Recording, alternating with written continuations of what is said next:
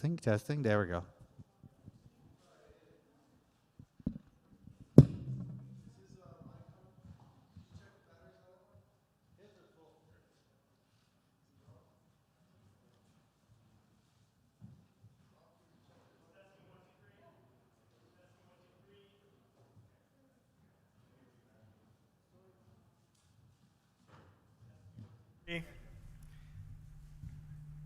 Testing, testing. Hey. This is good. It's very formal here. Very. Can you hear me in the second row, Vinny? Can you hear me? Is this good? I can use that? Yeah, that works great for me. Okay. Sure.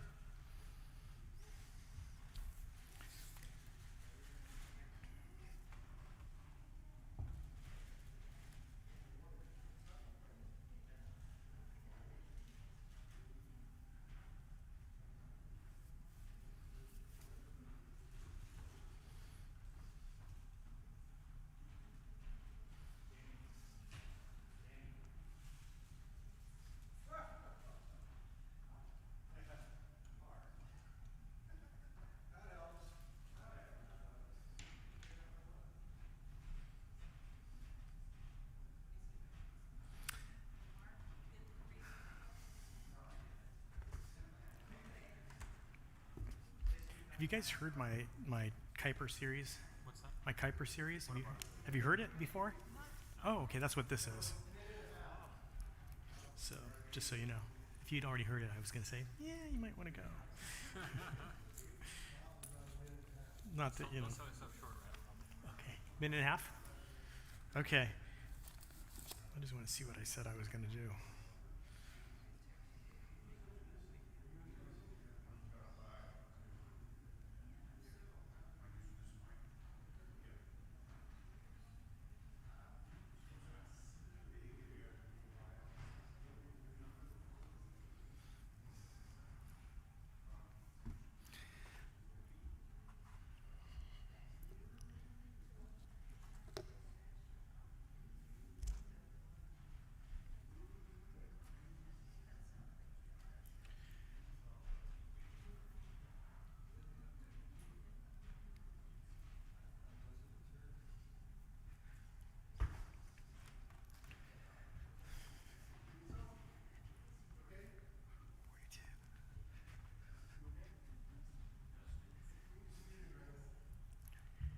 Testing, testing.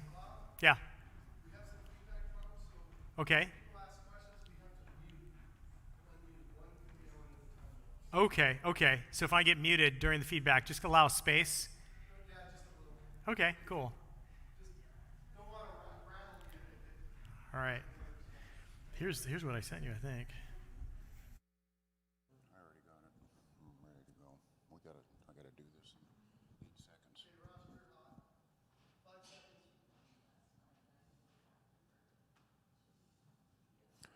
Good afternoon, everybody. Welcome to Dr. Hugh Ross's Paradox class. It's really great to have everybody here in person and online. I want to thank Val Durham for all the goodies, the treats back there. It's one of the things that makes Paradox the fantastic class that it is. So welcome, everybody.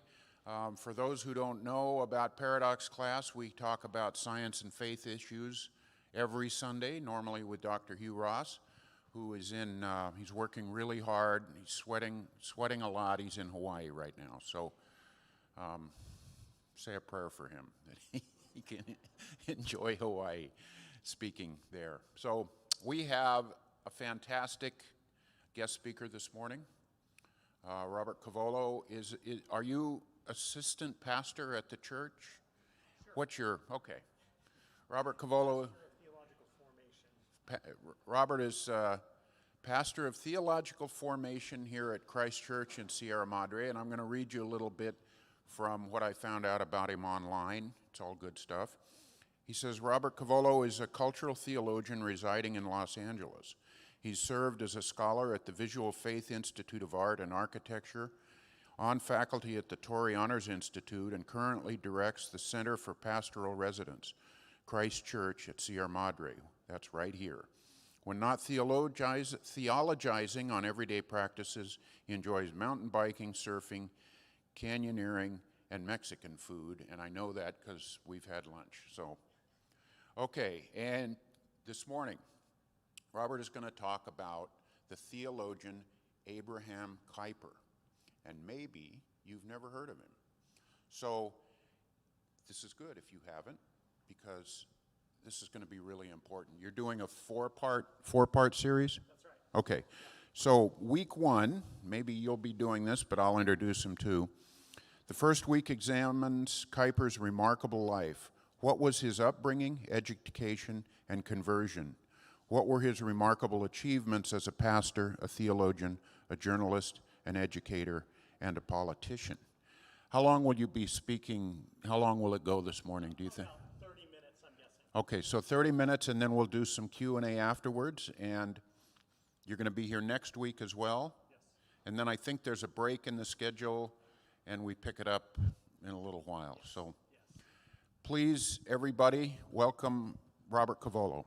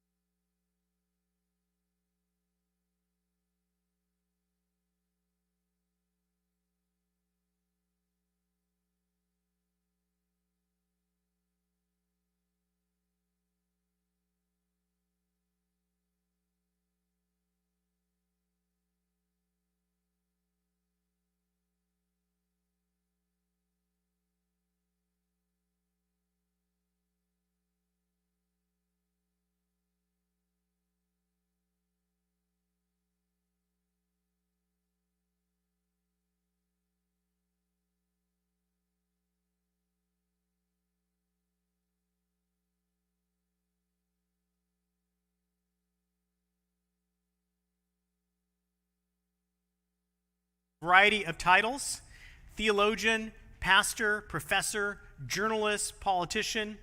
In reality, Kuyper was really marked out particularly as an institution builder.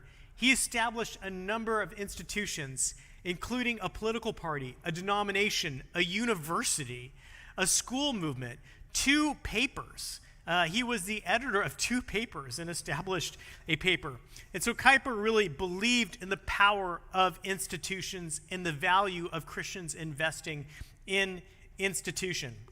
Now, of course, secularism is not new. It's been around a long time. But as we approach Kuyper, what we're going to see is Kuyper had the capacity to think outside the box. Kuyper had the capacity to think about how secularism is afoot and why it's operating the way it does. And Kuyper also had this capacity to think cosmically about the gospel. Kuyper knew how to see how the gospel connects to all kinds of facets of our lives, including our intellectual lives. As I already said, Kuyper was an institution builder, and he built powerful institutions, churches and political parties and universities, schools and denominations, and even the press. But Kuyper also forged a new way during a period where there were very limited options. There were traditionalists who sought to move everything back in history, and then there were modernists who were embracing the secular impulse of the age. And Kuyper offered a third way, and that's what makes him so interesting. And I'm going to say this morning, Kuyper's third way of dealing with secularization is something that is prophetic for our own moment here at this time in this place. So, as was said, in the next 4 sessions, I am going to talk about Abraham Kuyper and how he teaches us how to engage a secular age. And so you know where we're going. Today is going to be one of those biographical background talks. I don't know if you like those biographical background talks. I love biographical background talks. I feel like you really get to know somebody when you know about their girlfriend in college and, you know, the kind of things that they wrestled with at a personal level. At the end of the day, all these philosophers, you know, like if you ever study Michel Foucault, Foucault was a crazy person. And when you realize and you read about his personal life, it really impacts your ability to see his philosophy the same way. Or like, Rousseau. Rousseau abandoned his children to orphanages, which was sure death during his time. And suddenly when you know that about him, it changes the way you see his philosophy. But when we learn about Abraham Kuyper, it's also going to impact the way that we see this man. So the first week is we're going to look at Kuyper's remarkable life, as Ross already said. Our next session, which is going to take place next week, we're going to explore Kuyper as a person who understood how to engage culture. What is culture? What are the various ways Christians can engage culture? And what are the theological resources we have as Christians as we engage culture? The third session, we're going to look at Kuyper, the Christian politician. Imagine that, a Christian politician, okay? Actually, not just a Christian politician, the only person in the history of the church, by my lights, that was ever a systematic theologian and the head of state. Put those two together, okay? And by the way, when you are actually at that level of politics, you have to determine policy. You have to work within the muddy details of what we're actually going to do to move forward in any given arena. How did Kuyper respond, and how did his Christian faith come to bear on the unique political ecology of the Netherlands? And then finally, our last week, we're going to look at Kuyper, the critic of modernism. The critic of modernism. And by that, I don't mean that Kuyper was against flush toilets and didn't want to ever be in a car. What I mean by that is that Kuyper, when he hears the word modernism, he actually is reading into that secularism. So Kuyper, when he says modernism, he means the way in which the secular age has rooted itself in the modern period. And we're going to draw lessons from him, and then we're going to move forward even a little farther to our own postmodern period and look at the way in which Kuyper's wisdom still speaks into our, maybe we'll say, late modern, postmodern period. A lot of the use of modern there. But today we have the delightful job in front of us. It's not a job, it's a delightful enterprise of looking at Abraham Kuyper, the man, okay? The man, the myth, the legend, Kuyper. And he is quite a character. You always want to start with understanding somebody's parents, and so we're going to start there. This is Kuyper's parents. Here we go. Kuyper's father was of humble origins. He spoke and worked hard to learn English. Of course, Dutch was his native language. He had a shop in Amsterdam, and while he was working there, he practiced English all the time. And he finally got to the place where he could begin translating some minor English tracts. And this opened up a scholarship for him to study theology at Amsterdam and then Leiden. And he was an adherent of what was called the moderate Orthodox supernaturalist school. Basically, this was those whose adherents had a high regard for peace and tolerance, and they weren't known for dogmatic clarity. They weren't known for their doctrine being really clear, but they were kind souls. And he was to follow Kuyper's turn to orthodoxy when Kuyper finally does turn to orthodoxy, because we're going to find out Kuyper is one of these people, kind of like C.S. Lewis. C.S. Lewis starts off as an atheist for most of his young adult life, and then he flips. And Kuyper is going to be a similar thing. Kuyper is going to start off, and he's going to be a liberal theologian. He's going to get a PhD in theology and not believe in the resurrection of Jesus, think that the Bible is full of errors, and he's going to flip. A very unusual, usually it doesn't go that way. Usually when someone goes down that, I'm going to start discrediting the Bible and down that kind of higher criticism path, we don't usually see them swimming back upstream and becoming a champion of orthodoxy. But Kuyper is one of those people. But Kuyper's father was this kind of like, milquetoast, was interested in theology, but was kind of fuzzy in his theological thinking. And even when Kuyper then becomes this great champion of orthodoxy, his dad kind of, begrudgingly eventually adopts this kind of orthodox position. 7 of Kuyper's 8 grandparents were born outside of the Netherlands. They were born in Latvia, in the Baltics, in Switzerland, and Germany. And Kuyper loved to go to Switzerland, where his grandmother was from. His grandmother was French-speaking, and Kuyper loved to go to Switzerland. Kuyper's mother was an accomplished French language teacher at a girls' boarding school, and they liked to speak back and forth in English and French, not Dutch, okay? So Kuyper now, think about this. Kuyper ends up growing up with Dutch, speaking English with his mom all the time, speaking French with his mom, and Kuyper also spoke German. So like most of these Europeans that, we as Americans, we travel abroad and suddenly we're shamed by the fact we only know one language. Kuyper understood 4 languages very well. And on top of that, Kuyper had Latin down pat. He used to write his postcards in Latin, okay?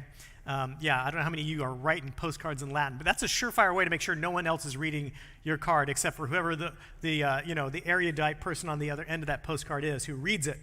So this is Kuyper's father and his mother, and there you can see Jean Frederick Kuyper and Henriette Kuyper Huber, and there they are. Kuyper writes, "I never attended a public school or a Christian one. My father and mother taught me at home. Therefore, I owe them a great debt of gratitude. My mother was of Swiss origin and as a consequence was fluent in French. Father had a good command of English, and both knew Dutch well. They also taught me arithmetic and writing, so that I certainly was not behind others who did attend school." No, Kuyper was not behind. In fact, Kuyper was off the charts when it comes to genius, okay? He was a polymath, and you're going to see that as we unfold. So Kuyper ended up attending the University of Leiden. If you've been to the Netherlands, you have kind of a handful of good universities, Groningen up in the north, and you have the University of Amsterdam, and then you also have Leiden. And Leiden's typically considered the top university in the Netherlands. And actually, Kuyper's dad took a pastorate up in Leiden just so Kuyper could attend Leiden. Remember, this is a poor pastor's family, a milquetoast, not too theologically clear pastor's family, right? So Kuyper goes to Leiden. And of course, we get to read all kinds of things because Kuyper wrote everything. We get to find out about how Kuyper is just like most teenagers in college, most college students living at home. Kuyper doesn't like living at home with his parents. He writes, "On coming home yesterday afternoon, I found an invitation for a young couple's engagement party, which I could not decline. I had to be there at approximately 6 o'clock and didn't return home until 2:30 in the morning." Typical college student, right? "I had a really good time last night, proposed toasts galore, and, just imagine, recited a verse." So here he is, drinking and reciting poetry at this party. And, in short, I came home, recited a verse, saw a little comedy, drank nice claret. I'm sure lots of it. And in short, I came home ringing the doorbell in high spirits, only to find, and yes, it was frightful, my old man in a nightcap glaring at me with a 1-2 friendly face, if you know what I mean. it was quite a nuisance for him to stay up so long in the cold, right? So, we get this, how often do you get to find kind of this great theologian who changes the world? He's like, his interactions with his dad in college where he's out partying and his dad's just ticked at him that he has to wait up at night. So we get to read about his relationship with all kinds of people. And life at Leiden is, what should I say about it? Kuyper studies the classics. He studies philosophy and theology and languages and literature. He was deeply educated and, as I said, fluent in Latin. He gave speeches in German. He wrote postcards in Latin and was fluent in French and English. And he even writes, check this out, put this into your computer. Kuyper writes his thesis, his senior thesis, which was about a 300-page document in Latin. Okay, those were the days, right? Those were the days. What are they teaching kids these days? So there's Kuyper as a student in 1860. He's kind of a dandy of sorts. You can see him there. He's got the sweet digs. And then you can also see there, it says on 16th of July, 1855, Kuyper enrolled as a student in Leiden. Students who intended to study theology, Studus Theologius Destinidis, first had to take preliminary examinations in the arts, which included Greek, Latin, Dutch, Hebrew, and Hebraic antiquities. Examinations in mathematics were also required. That's interesting. On the 26th of June, 1857, Kuyper passed the examination with magna cum laude, and on 30th April, 1858, he became a Bachelor of Arts, summa cum laude. So there is Mr. Kuyper as a student. Now, something very important happened to Kuyper, and it was an academic competition. And this actually would set the course of Kuyper's life. Okay, it was a competition, the Groningen competition. I'm going to use that nice Dutch Groningen. I can't really spit as much as I should, but that Groningen, we say Groningen? No, it's Groningen competition. M. Davies, Kuyper's professor, tells Kuyper to enter this competition, and he decides he is going to write an academic paper on the doctrine of the church. And so Kuyper decides to do it on Elasko, which is a name that was very familiar back there. It was a Polish reformer, okay? And Elasko is he's written several things. So Kuyper begins looking for resources to write this paper, to enter this contest and to win it. And time is ticking. And he starts looking throughout Europe. Finally, he has somebody say, when he's dejected, he's almost given up, he's almost going to pull himself out of this competition. I don't know if you ever really tried hard to do something, and it's like a brick wall after a brick wall after a brick wall. Kuyper's trying to write this paper, and he's almost given up. And then finally he turns to somebody, they say, there's a guy down the street. He's got a library, why don't you ask him? And so Kuyper goes down there, and he finds the only extant copies of Lasko's work that he could find in Europe. And it's like right down the street. And this ends up becoming the source for him to write this paper. He ends up winning the competition. He gets a gold medal. He gets money. It gives him the resources to go on to further doctoral dissertations. And it also gives him a focus, which is ecclesiology. Abraham Kuyper is known for cultural theology. He's known for teaching us how to engage culture, but his expertise on how to engage culture actually came out of him understanding what the church is and what the church's role is. But here's the most important thing. By the time Kuyper is writing this essay, he's a very, what should we say? He really doubts all the fundamental doctrines of the Bible, okay? He's a liberal at this point. And by liberal, I mean in the technical sense of somebody that's thrown out all of the classic doctrines of the church. He doesn't believe in the virgin birth. He doesn't believe that Jesus Christ is the second person of the Trinity incarnate.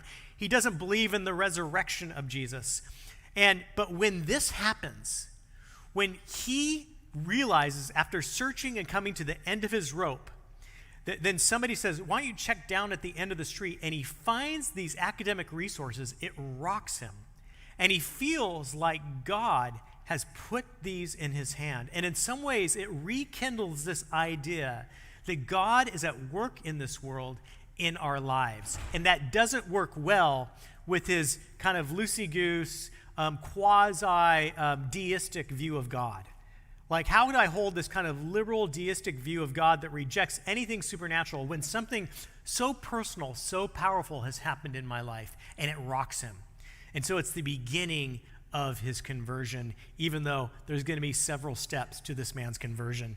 It takes a long time to win over this liberal doctoral theology student. All right, so he's at Leiden, and he's at Leiden during the height of modernism. And modernism was a theological impulse that tried to eradicate anything supernatural in the Bible.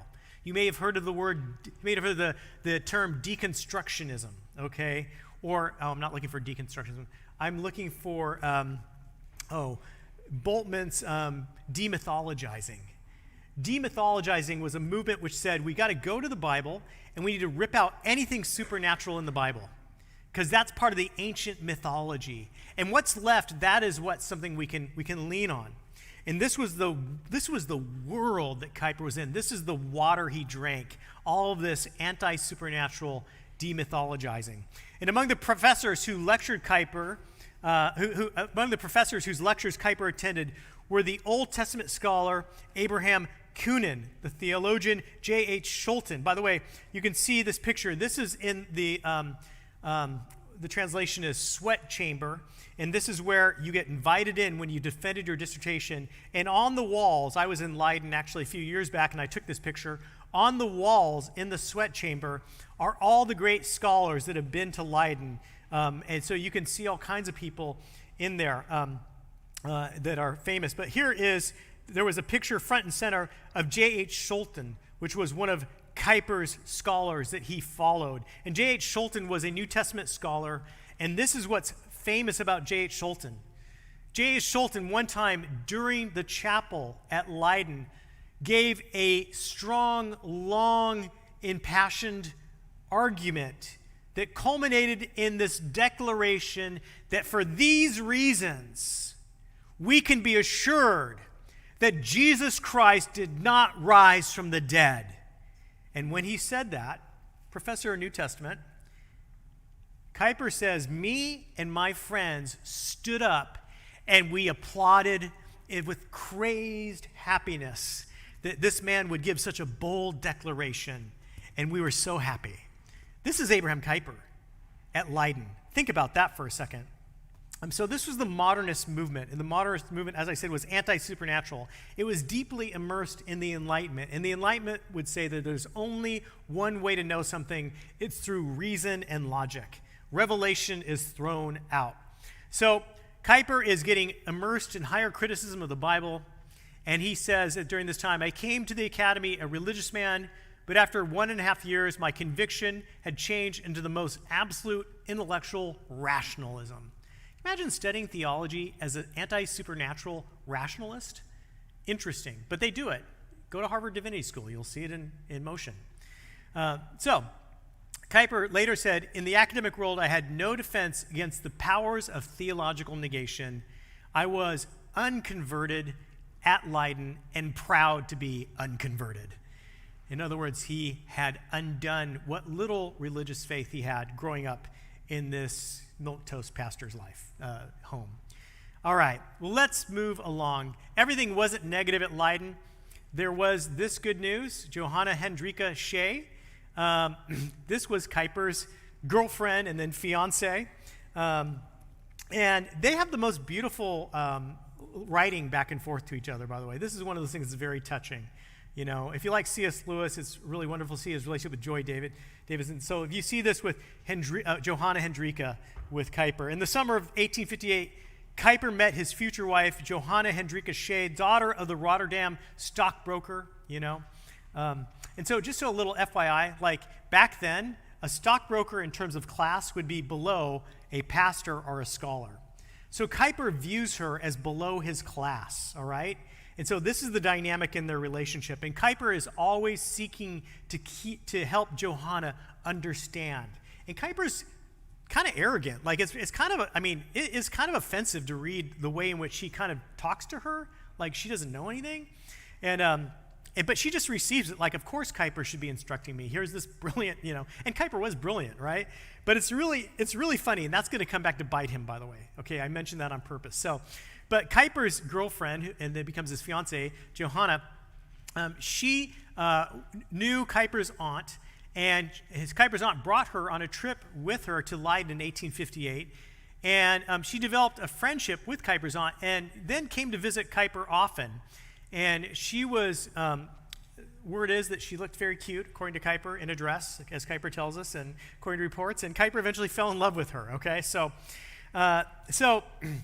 Jo, as she came to affectionately be called, was always being taught by Kuyper. Kuyper has her reading Erasmus, who also attended Leiden, by the way, and Kuyper has her reading all the classics, and he needs to educate this poor daughter of a stockbroker who he has fallen in love with so that she can be up to speed. And this is God's comedy to the whole thing.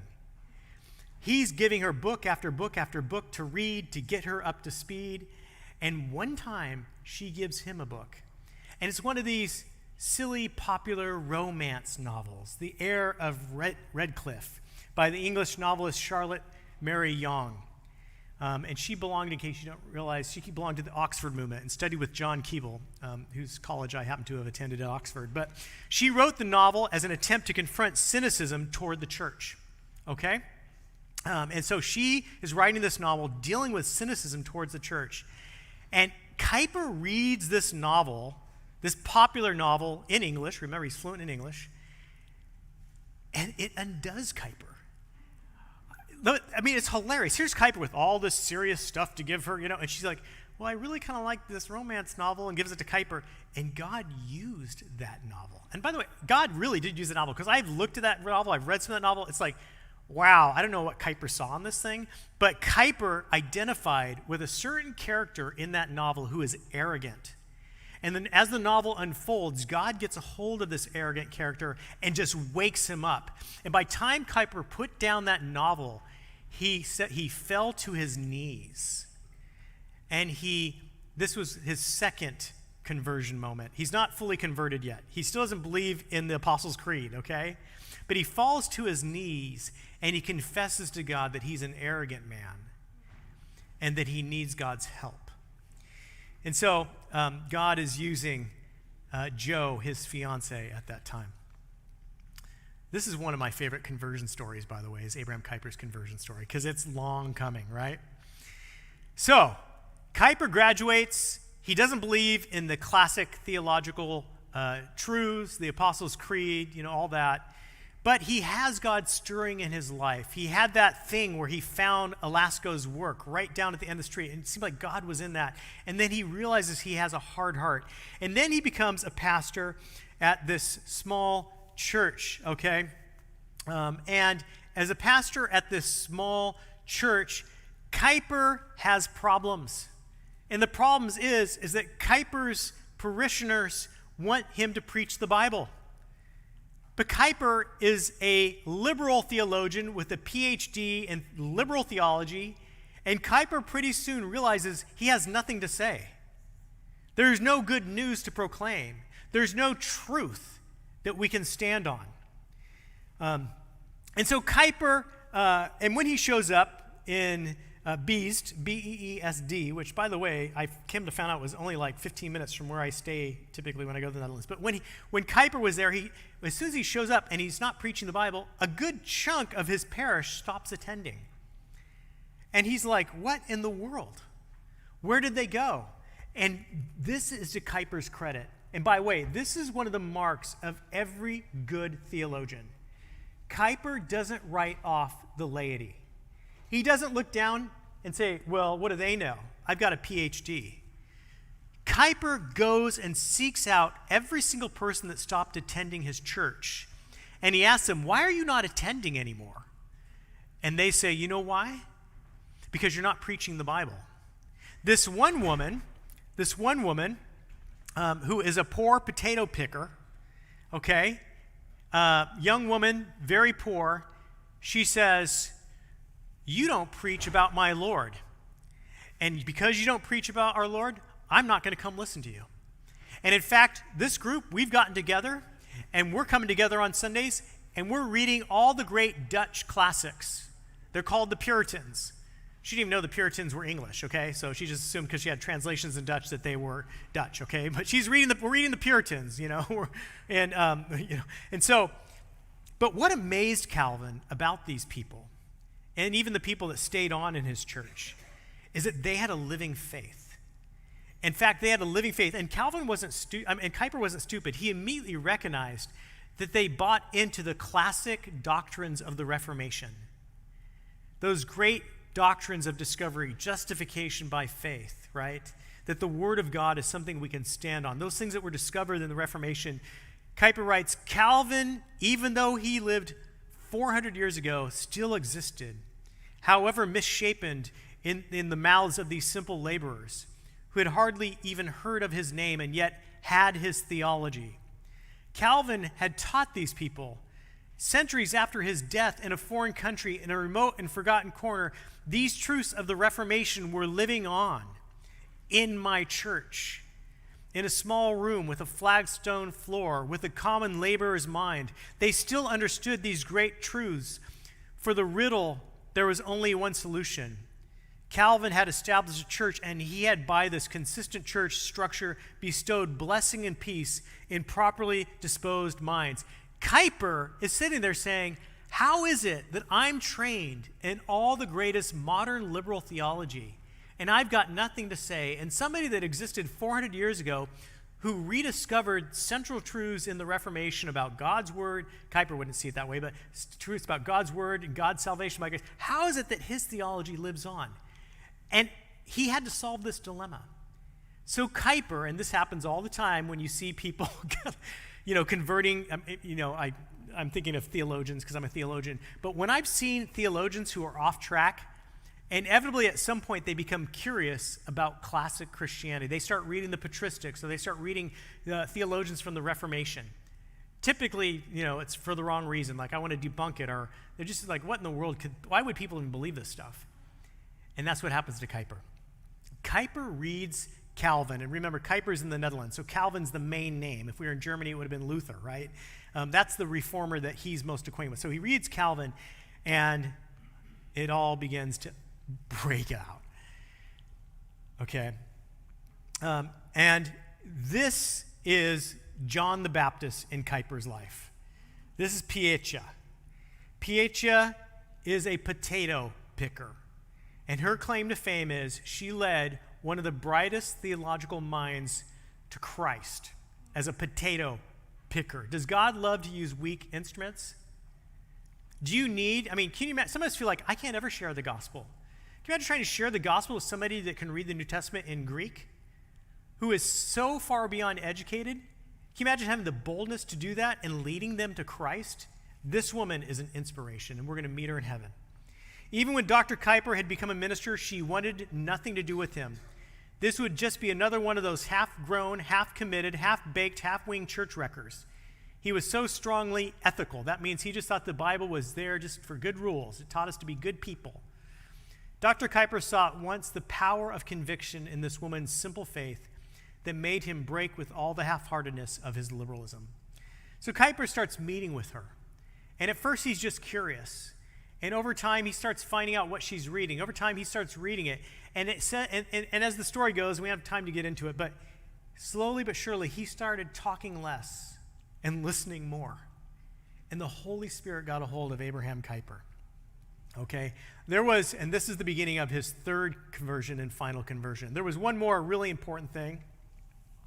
Dr. Allard Pearson, a well-known ethical minister, and that's what Kuyper would have identified with. I believe the Bible has good ethical rules for us to follow, but all that mythology and all that doctrine, who needs it? Just follow the golden rule, right? That's where Kuyper was at. Well, a hero of Kuyper is Dr. Allard Pearson, a well-known ethical minister in Rotterdam, left the ministry right about this time. And in a pamphlet he wrote, Dr. Pearson in his last parish, Pearson explained that his decision to leave the ministry came from his increasing conviction that the church was now obsolete. It had done what it was meant to do in history and humanity, and now modernity could take it from there. And at that moment, Kuyper realized where theological liberalism was heading. It was the death of the church rather than the empowerment of it. Kuyper became the anti-Pearson.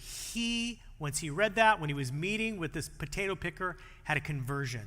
And he returned to orthodoxy, and he wanted in every way to come back to the classics of Christianity. If you ask me what kind of theologian I am a classic theologian.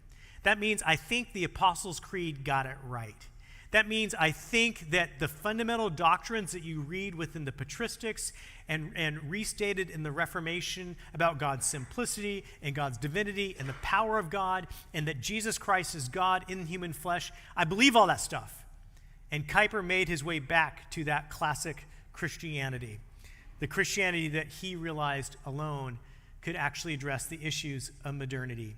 And so in April of 1867, Kuyper came out with his first church pamphlet as someone openly on the side of what was called the Orthodox or the classic movement of Christianity. And it's called What Must We Do? And Kuyper addresses the issues of church offices being elected by the members of the congregation rather than the liberal state imposing liberal pastors on the church. And in an age where churches were filled with godly lay people, but increasingly liberal clerics who were hired by the state, this is how Kuyper felt the church could move forward, is actually something called congregational polity, which we actually have at our church here at Christ Church, where the lay people, right, are given power to recognize who is godly among us, who is walking with the Lord, who understands the Word of God. That's somebody that should be our leader. There's something really powerful about that form of polity. So, Kuyper ends up immediately being a rock star for orthodoxy. And so he's invited to Utrecht. And Utrecht is where the bishop's seat is. It's where the largest cathedral is in the Netherlands. And it also happens to be, by the way, kind of the center of the Orthodox movement. And so Kuyper moves from this small Besed to actually Utrecht, where he is going to be the dominee, that's the Dutch word for like the minister of the Utrecht Cathedral, as you can see it right there, the Domkerk. But when Kuyper gets there, and it's kind of like moving from Kuyper goes to the Bible Belt. Utrecht's like the Bible Belt, right? This is where it's safe to be an Orthodox theologian. But when Kuyper gets there, he's not satisfied. He says, "But what did I find in Utrecht? Everywhere, petty sentiments. All the leading men locked up in the stronghold. Only think of possible weak defenses, waiting for the first shot to be fired.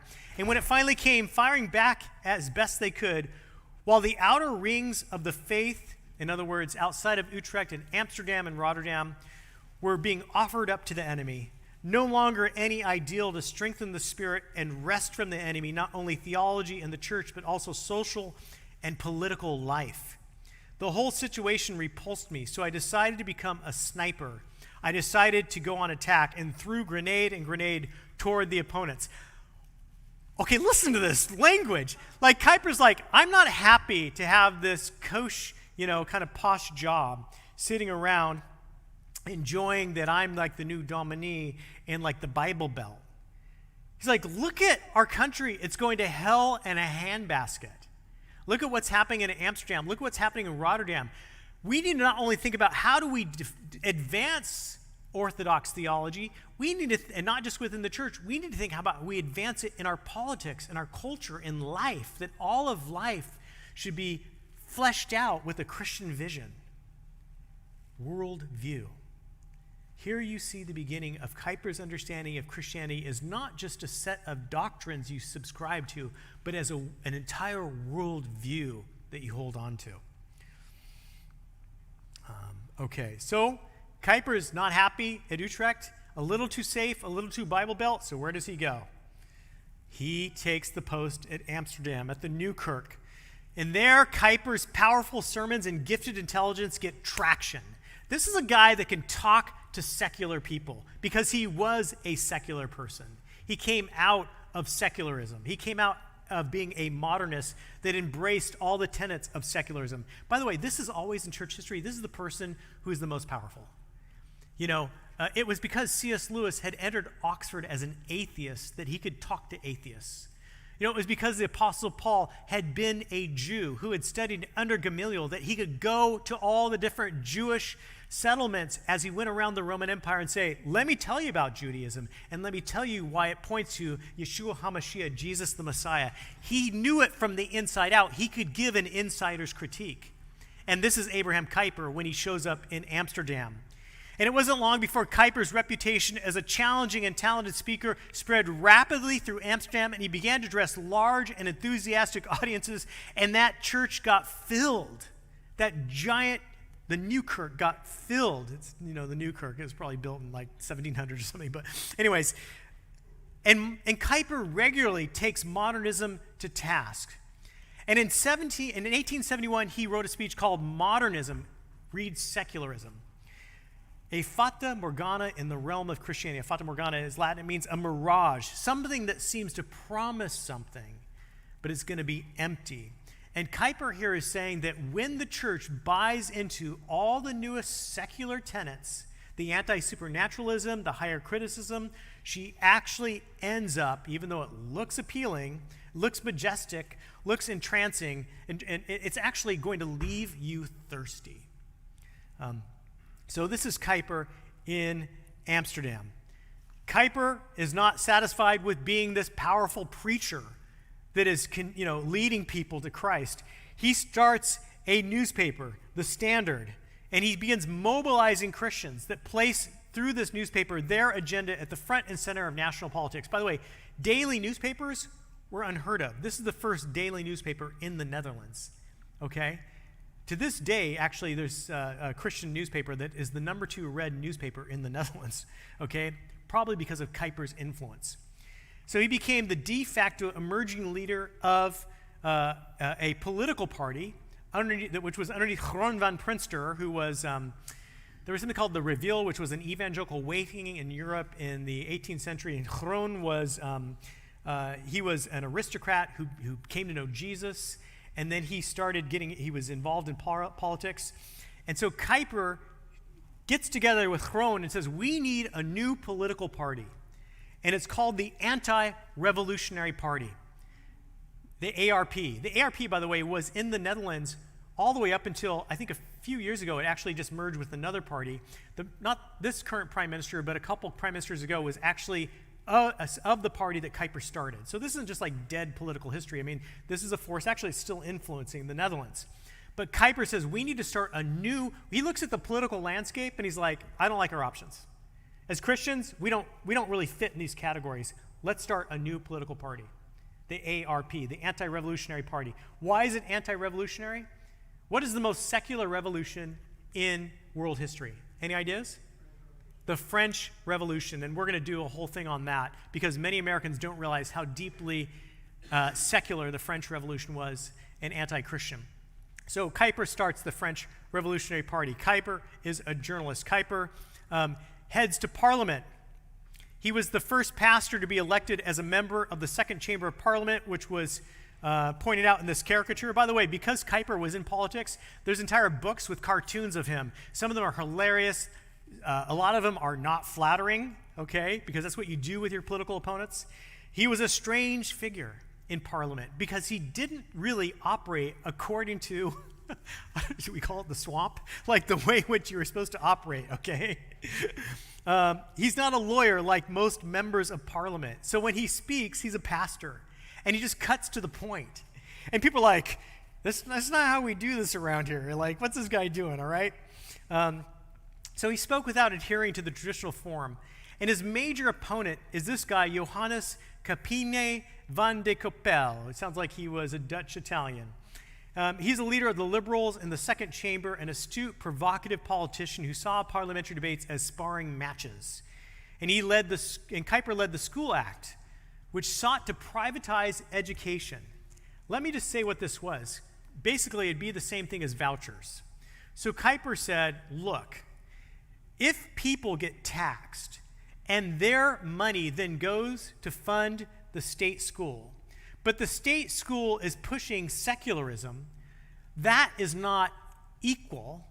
And what that really means is that Christian parents and Catholic parents and Jewish parents and anybody that doesn't want secularism pushed is going to end up paying twice because they have to pay for the state education, which they won't send their kids to, and then the private education. So you're charging them twice. So Kuyper said, we need to have an the tax money for education needs to be available to all schools no matter what their worldview. I got my PhD at a state-funded university underneath a godly, charismatic Dutchman, and he taught me classic theology at a state-sponsored school. This is because Abraham Kuyper said we can rethink education. And to this day, if you are a Christian parent in the Netherlands and you want to send your kid to a Christian school, you don't pay more for that. That comes from the same tax dollars that other schools, whether they're Roman Catholic or secular or what has it, also draws from. By the way, America almost had the same system, but when the Roman Catholics came to our school systems, which were Protestant school systems, in which we said the Lord's Prayer and we had the Ten Commandments, the Protestants said, oh no, this is a public school to the Catholics. If you want to have your people, doing the rosary and praying to Mary, you need to start your own school and pay for it. We kind of shot ourselves in the foot on that moment. So Kuyper went and made sure that didn't happen in the Netherlands.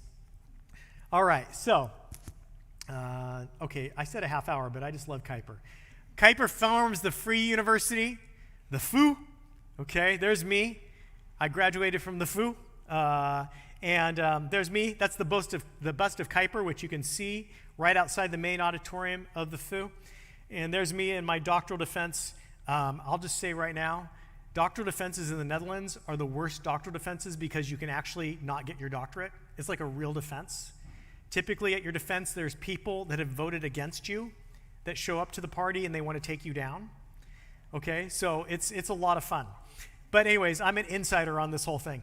So Kuyper started the Free University, which was meant to be a Christian university where you could think about everything in light of the Christian faith. And then here's Kuyper at the inauguration of the Free University. And in his speech at the inauguration of the Free University, Kuyper says what is his most famous quote. And if there's one quote I want you to learn in this series, it's this one. There's not a square inch in the whole domain of our human existence over which Christ, who is sovereign over all, does not cry, mine. Christ created all things, and Christ came to redeem all things, and it all belongs to him, and he wants it. And when Kuyper gave this speech, he's talking about the fact that every single thing, there is no area of knowledge, there's no area of study, there's no line of thinking, there's nothing you can study in this world which does not correspond to Jesus, because Jesus created all things, and he came to redeem all things. How are we doing on time, Ross? Okay, we're almost done. Only a few more slides. Okay, so we'll talk more about that. Kuyper sought as a politician to address real public issues. Now, here's what I want to say about Kuyper, and we're going to have a whole thing on Kuyper the politician, but Kuyper doesn't fit within our categories. Okay? In our North American political ecology, it doesn't line up. We've got the left and we've got the right. And if you're on the right, you know what that means you subscribe to, and if you're on the left, Kuyper thinks, and this is why it's so healthy to read Kuyper. It's healthy to read Christians that are not a part of our cultural moment because they can help us think outside the boxes that we are placed in. And the Social Congress on Reform Principles met in order to address the social question. Kuyper initiated this, and at the opening of the Social Congress in Amsterdam, Kuyper delivered a passionate speech calling for serious engagement with the issues of the working class and with poverty. Remember, Kuyper is around in the 19th century, where you have, this is right on the heels of the Industrial Revolution, where working conditions are terrible. You have child labor, and you have the Industrial Revolution, which is so nasty. And so Kuyper says, as Christians, we can't turn a blind eye towards these things. So he rejects both socialism and liberalism. Liberalism is actually, we use that to mean like voting Democrat in our country, but liberalism actually means like socialism is where you think of everything in terms of the collective, and liberalism is where you think of everything in terms of the individual. And Kuyper says we have to reject both these options. And he believed that the Christian philanthropy could no longer offer a solution simply by itself. Kuyper argued for an architectonic, structural, social criticism founded on God's word. Only one thing is necessary. If the social question is to be real for you, you must realize the untenability of the present state of affairs, Kuyper said, and you must account for this unattainability not by incidental causes, but by fault in the very foundation of our organization and our society. We're going to get more into this, okay, when we talk about Kuyper the politician. Kuyper is going to scramble all of our categories, and it's really healthy. And whether or not, I'm not trying to get you to agree with, I don't agree with everything on Kuyper. By the way, there's no theologian I've ever read that I agree with everything. Something would be wrong with you. You're just not reading deep enough, and you're not being a person with your own voice if you read somebody and you agree with everything. Okay, well, Dr. Ross, we agree with everything he says, but I'm just kidding. You know, we have to be thinkers as Christians, and God has given us our own minds and our own voice. But Kuyper is extremely interesting. Let's move forward we'll talk more about that. Kuyper is a scholar. Kuyper produced an unbelievable amount of work. I was tempted to bring in the complete works of Abraham Kuyper's public theology, not his other kinds of theology.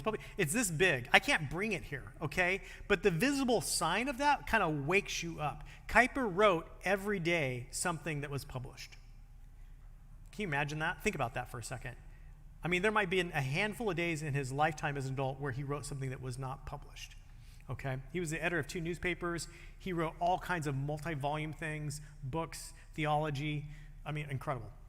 So he was a serious scholar. And then Kuyper traveled all over. What you see right here is actually it's a picture that's in our home. In that Dutch, there's om de Oudswuze, which is actually it means on the old world.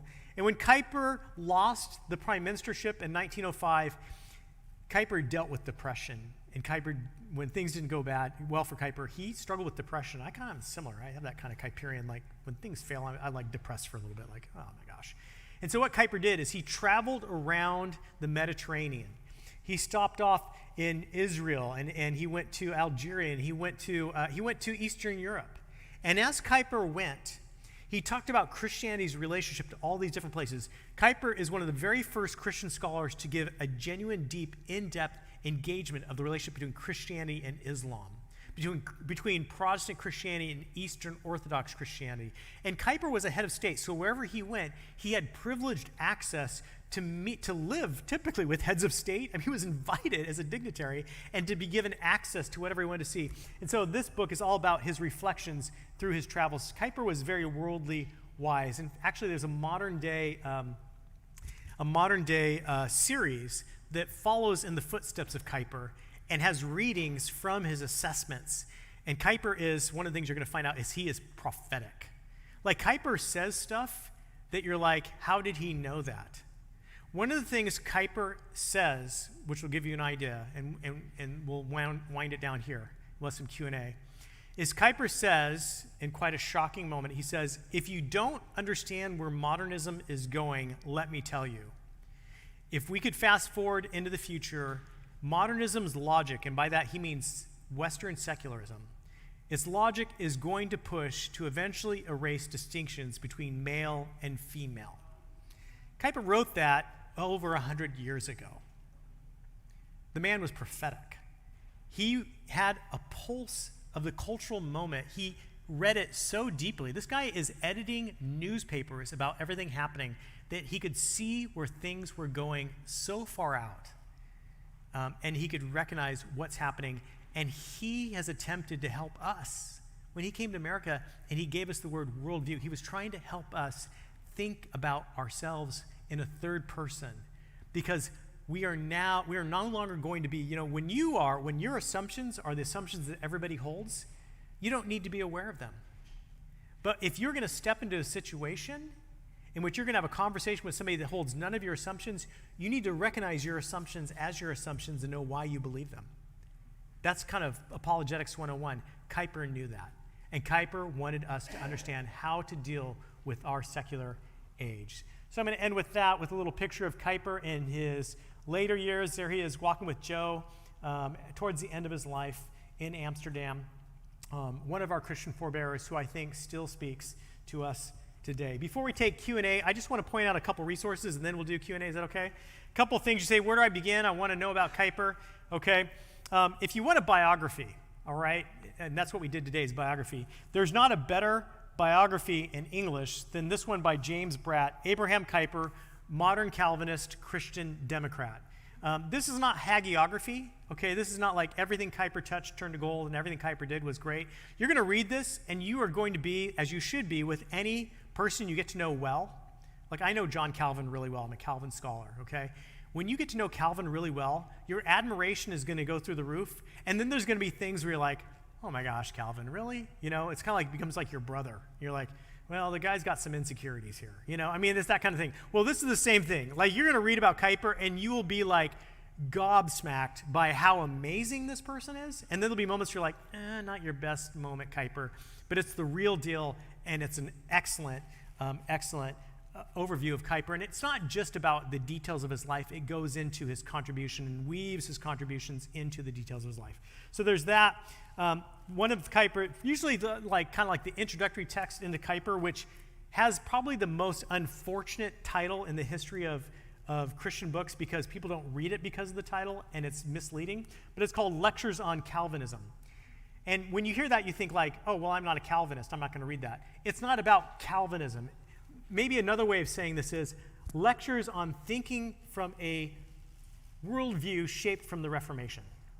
And in this, Kuyper introduces worldview. He talks about how a Christian worldview should think about art, should think about science, should think about all the different aspects of life, how Christians think uniquely. And if you want an introduction to this or a compendium, this is a book that just came out. It's called Calvinism for a Secular Age, a 21st century reading of Abraham Kuyper's Lectures on Calvinism, or Stone Lectures. This was Calvin's Stone Lectures at Princeton. This is a companion, and here you have, like, for instance, where it talks about science, you have a scientist engaging with Kuyper's words on science and how it's still relevant, what he talked about in terms of a Christian worldview on science. And when Kuyper talks about art, you have a person that does art and all that stuff. So this is a great companion with these two, and this is oftentimes like the into Kuyper. And then finally, if you just can't get enough, the Abraham Kuyper Centennial Reader. This is also by James Bratt. This goes through several of Kuyper's speeches, and it gives these little, it's a reader, so it gives you little vignettes from different things Kuyper has done. In it, you have that inauguration speech that Kuyper gave at the Free University. In it, you have Kuyper's assessment of secularism, or what he called modernism. In it, you have so many different, it's probably got about 20 different readings on Kuyper, and this is also recommended. So there's some things to whet your appetite. I'm excited for the journey, and I'm happy to take any questions at this time. Robert, this is fantastic. Thank you. I want to let everybody know that the dates for the rest of your talks are March 5th, which is next week, and then we're going to take a break. We'll have Hugh back, and then you're going to do 2 more weeks in a row, April 30th and May 7th. Yes, that's right. Yeah, each one of these talks can kind of stand on their own, but if you can, it'd be great if you're able to follow the whole series. So yeah, there will be a little gap there between the talks. So I want to let everybody know in the audience, if you have a question, come on up. You can grab the mic. If you're online, you can ask a question, and I will take turns between the questions. I'm going to start with a question from me. A couple of years ago, you did a fantastic series on C.S. Lewis, and it just kind of made sense. Like, everybody knows C.S. Lewis but doesn't know enough about him. But Abraham Kuyper is a less well-known figure. Out of all the dozens of theologians you could have done a talk on, or even Dutch theologians, why personally did you pick Kuyper? Well, number one, Kuyper is one of my favorite theologians, okay? But number two, Kuyper has changed my life. Like, reading him has changed my life. When I actually have expertise in fashion theory, okay? And I have written a book called Fashion Theology, which talks about how theology engages fashion. Okay, and actually, you can be praying because actually in a month and a half, we're going to have a conference at Parsons, New York, and there's going to be several thinkers, many of them are Christian, and we're going to get together and talk about Christianity and fashion, right? Because if there's no square inch where Jesus, who is Lord of all, does not say mine, what does that mean about the square inch or the inches that we wear, right? But where did I get this inspiration? I got this inspiration because I needed to write a sample for a PhD application, and I thought, well, I'll read some more Kuyper. And I read a speech from 1867. How long ago was that? 150 years ago? In which Kuyper is talking about the relationship between fashion and secularization. Now, the only person that has spoken with that kind of clarity about the subject is a guy named Charles Taylor, who is arguably one of the top public intellectuals in the history of the world. And Charles Taylor, in his A Secular Age, has lots to say about fashion and secularization. But you have to fast forward about 130 years before somebody else picks up that subject. When I read this, I thought, my goodness, Christians were thinking this deeply about a cultural facet like fashion? You know? And so Kuyper opened that up to me. Kuyper has opened up the world of architecture. If you read any Christians on architecture, they're always going to go back to Kuyper. So Kuyper thought cosmically. He's not just a theologian that is going to get in, and this is why I don't like the lectures on Calvinism. When we think of Calvinism, we think of like debating who chose first, predestination, free will, right? Is it God choose me, I choose him? Like, this is actually not anything like that. That's more like you get very narrow and focused on a few issues of soteriology. Kuyper is like this. He's cosmic, and he connects the Christian faith to all kinds of subjects. So he has this way of reading him.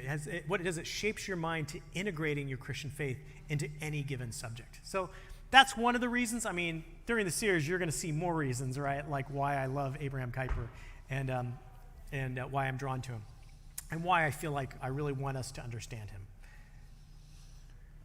Just so everybody knows, we've got 13 minutes left. We've got a question from Mark Durham right there, who asks, where'd his question go? Mark, it disappeared, but I'm going to wing it. Well, go ahead. Yeah, go ahead and ask it. It's your question. Yeah, we have a little trouble. Sometimes they disappear offline. But my question was, did Darwinism prompt modernism into existence, or was modernism the cause of Darwinism? That's a really good question. You know, I think that's kind of a chicken or egg kind of thing. Modernism typically is a description of a period, right? And modernism is a period, oftentimes it's used to apply to like the kind of values, thoughts, styles that are kind of afoot during that period. Kuyper uses modernism in a more technical sense. Your question seems to be asking about modernism not just simply in terms of a style. For instance, minimalism in architecture is a modernist kind of style. But it's more talking about modernism in the sense of secularization. Is that right? Yes. Yeah. So the question is, what's the relationship between Darwin and secularization? Mm-hmm. And I would say that Darwin was one more reinforcing voice in secularization.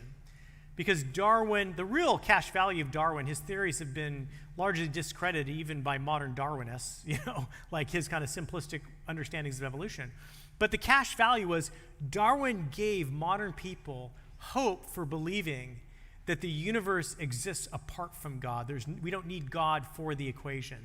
And that hope was part of one of the key planks in what we would call secularization, right? So, and of course, other voices that give us reason to believe that would then reinforce Darwin's own voice, claiming that we don't need God in the equation to make sense of the world. Okay. It's a great question. Thanks, Mark. Thank you, Bob.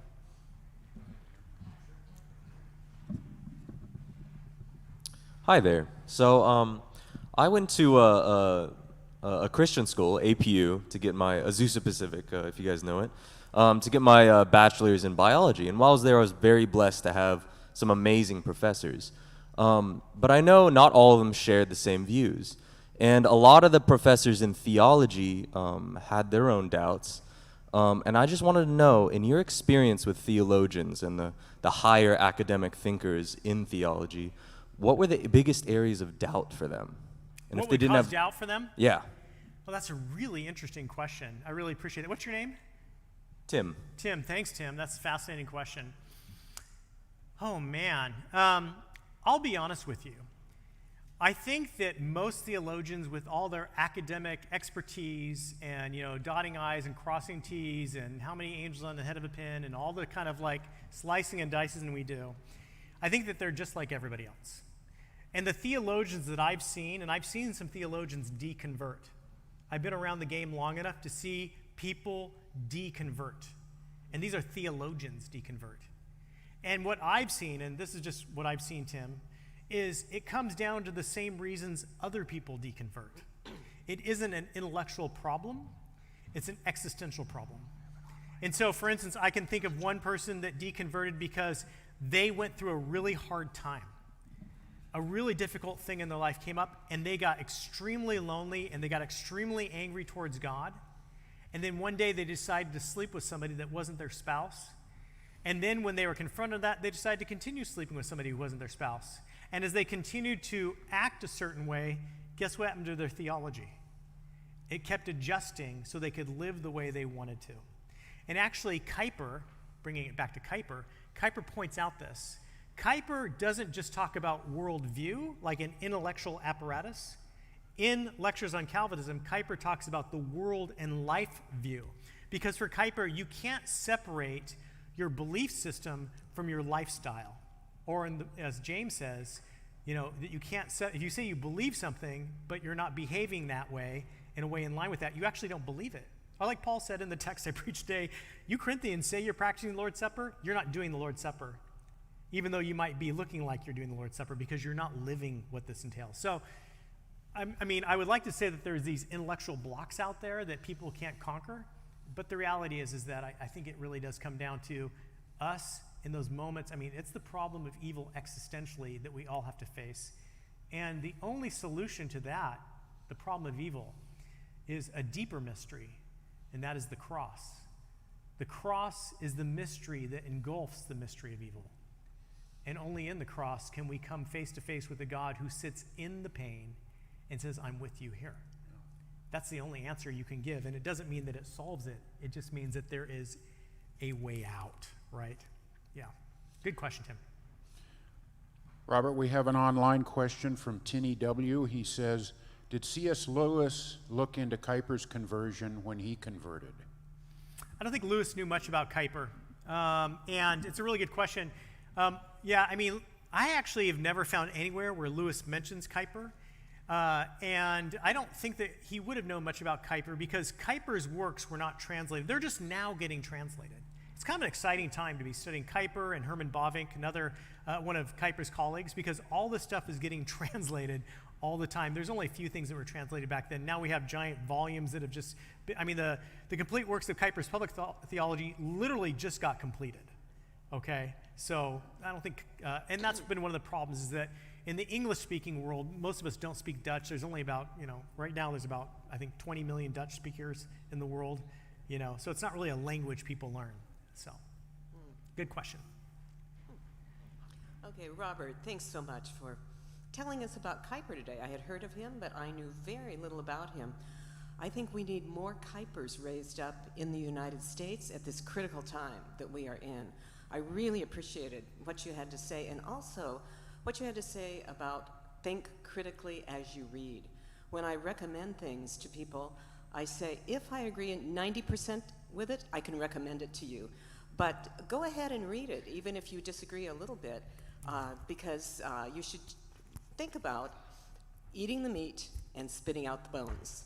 And instead, we often throw the baby out with the bathwater if we find something we disagree with. So I really appreciated that. We need to think about that in our churches, I think. But my question is actually related to the potato picker, who I was fascinated with. How do you spell her name? I didn't catch that. It's P-I-E. P-I-E? T-J-A. Pietja. T-J-A. Okay. And I'm sorry, I may have been thinking about the coffee I was drinking, but how did you say they got connected in the first place? She was a member of Kuyper's church before he became a pastor. And when he became a pastor, she stopped attending and started studying the Bible and the Puritans with some other people that left. And then he started meeting with her. And he was wanted to meet with her. He was interested in meeting. He wanted to meet with all the people that left. Oh, okay. Yes, That's right. I remember that's that. right. Yeah, it's Okay. it's one of the most amazing, and there should be a movie about this. Yes, like I it's one of the agree. most amazing things, you know. And I mean, this is, by the way, I mean, I call myself Kuyperian. I'm 90%, right? Like I like so much about what this guy teaches, right? But one of the things I love about Kuyper, that I think that you have to teach people in seminaries, is that the laity, the people that walk with Jesus, the simple people in your congregation, they're there to teach you. Doesn't matter if you're the pastor, you have a PhD, you have so much to learn from them. That's why in the New Testament, Paul says that you need to honor those who are older in the Lord. You need to spend time and you need to invite those people into your life because they're there to teach you virtues, teach you godliness. Kuyper, I don't know if it was the humility he got, right, from reading the Heir of Redcliffe, but Kuyper realized, for whatever reason, like, I need to learn. John Wesley was the same way. John Calvin was the same way. You look at the greats through church history, the people God really used, they had a humility to learn from the laity. Very good. Thank you so much. Yeah. Hello. Hi. So you addressed about the prophetic word that Kuyper had about, men and women, the identity, and you addressed about fashion. So what popped in my mind was Deuteronomy 22:5, and where it says that man shall not wear women's clothes and women shall not wear men's clothes, for it's an abomination to the Lord, and the Lord detests those who do so. And the reason why I know this is because my father has put that in my head all my life, over and over and over. And we're not going to go there, but I am so curious to know, what does Kuyper think about that verse? How would he interpret it? It probably the same way your father interpreted it. I think that Kuyper, and I think what Deuteronomy is pointing to, is that the distinctions that God made in creation are things that we need to respect. So, the Bible's really clear on this. There are two sexes, okay? There are two, and by the way, it's true. If you go down to the hospital and you just watch every baby that's born, you just go, okay, can I see the genitals? You're going to find out there's a binary, whether it fits with contemporary gender ideology or not. And the Bible tells us that that is actually part of God's created order, this difference. And this is good. It's something we should celebrate. It's not something that we should try to get away from or erase. And so Kuyper would very much fit within viewing this distinction between men and women as a gift that we should cherish, not as some kind of problem to be solved or erased. And I mean, that's where I would be too. Like and that doesn't mean that, once we get into the issue of contemporary gender issues, and there is gender dysphoria, there are people that are suffering, how do we be compassionate? Those are real questions. We need to be compassionate, but we also need to recognize that there are also strong ideological movements afoot that are seeking to, simply to erase something that is science. It's something that's just normal. Every civilization has recognized, right? Yes. So, yeah. So, I mean, Kuyper would be right there with your father and me and Deuteronomy. So, yeah. Well, I understand that genetically. My father was pushing on me fashion-wise, saying, you wear pants, that's men's clothes, abomination to the Lord. So I'm like, okay, I know what you're looking at. But that was then.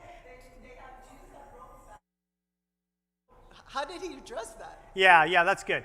Okay, well, let me just say something about that. The science clearly shows, and sex clearly shows, there's a difference between the sexes. Gender is something that is a social recognition of sexual difference. And the way in which that happens is as different as there are different cultures, right? Augustine recognizes this on Christian teaching, that differences between the sexes, which are part of creation, then get refracted through different cultures.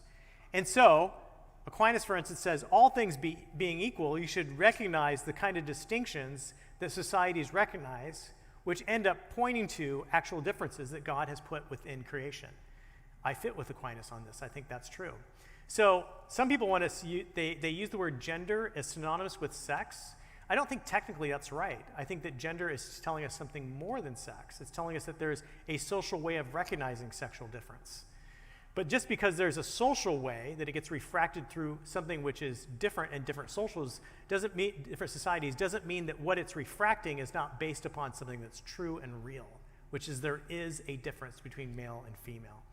And we think that we're so enlightened right now, but the reality is that societies have always recognized this. You read Augustine, you read Aquinas, you read people from thousands of years ago, and they're recognizing that societies recognize sexual difference in terms of clothing differently.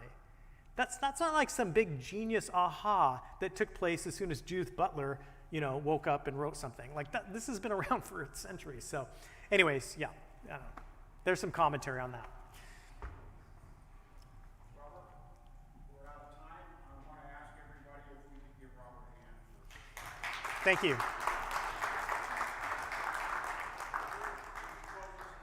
Absolutely, I'd love to. Let's pray. Lord, we thank you for those who have gone before us. We think of Hebrews, which tells us that we have a great cloud of witnesses who have gone before us and passed the baton to us. We thank you for the lives of people like Abraham Kuyper, who lived out not perfect lives, but faithful lives. And we ask, God, that we will draw inspiration from them, that we might live in this time, this period, with the challenges that we have to your glory. We pray in the name of our Savior, Jesus. Amen. Thank you so much.